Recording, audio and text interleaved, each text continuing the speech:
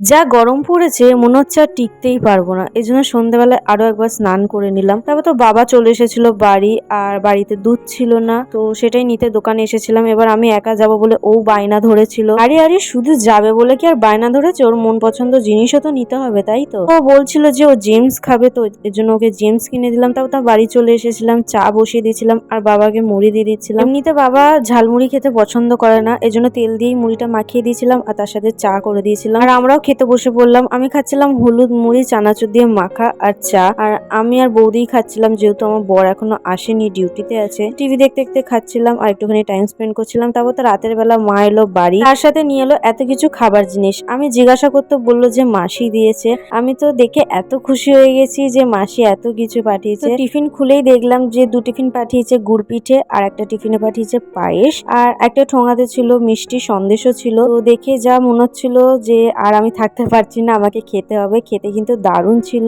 তো এত কিছু দেওয়ার জন্য থ্যাংক ইউ মাসি।